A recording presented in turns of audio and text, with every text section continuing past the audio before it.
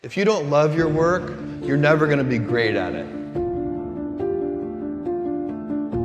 If you can get your work life to be where you enjoy half of it, that is amazing, because very few people ever achieve that. Because the truth is, everything comes with overhead. That's reality. Everything comes with pieces that you don't like.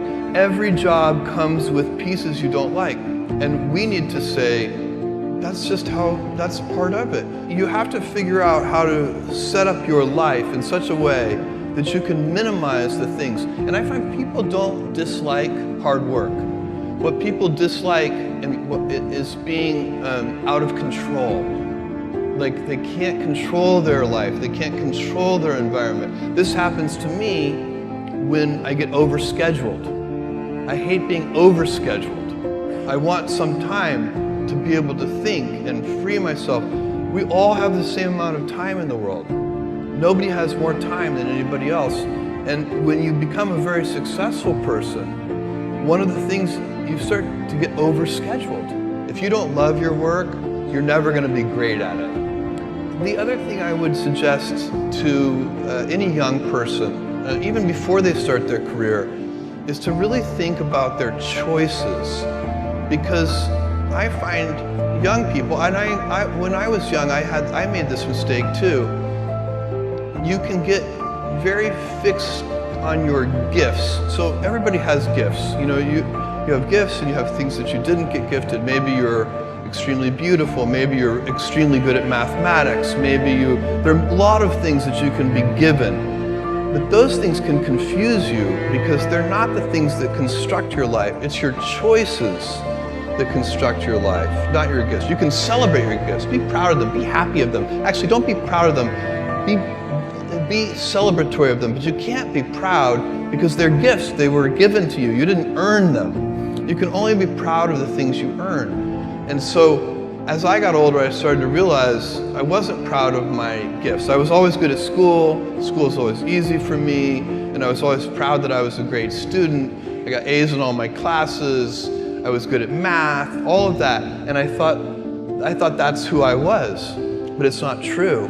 Those are the things that are gifts. What was hard for me is deciding to work hard, deciding to use my gifts in certain ways, to challenge myself, to do things that I didn't think I could do, to put myself in uncomfortable situations. You can choose a life of ease and comfort, or you can choose a life of service and adventure. Which one of those, when you're 90 years old, are you going to be more proud of? Tomorrow, in a very real sense, your life, the life you author from scratch on your own, begins. How will you use your gifts? What choices will you make? Will inertia be your guide? Or will you follow your passions? Will you follow dogma, or will you be original? Will you choose a life of ease, or a life of service and adventure?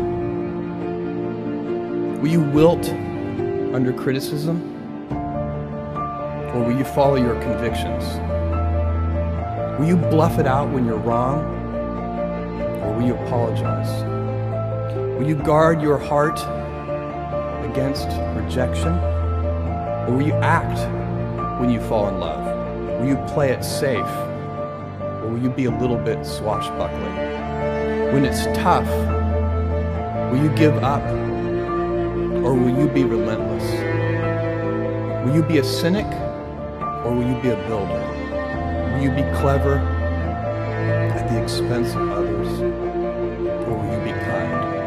Tomorrow, and in a quiet moment of reflection, narrating for only yourself the most personal version of your life story, the telling that will be most compact and meaningful will be the series of choices you have made. In the end, we are our choices. Build yourself a great story.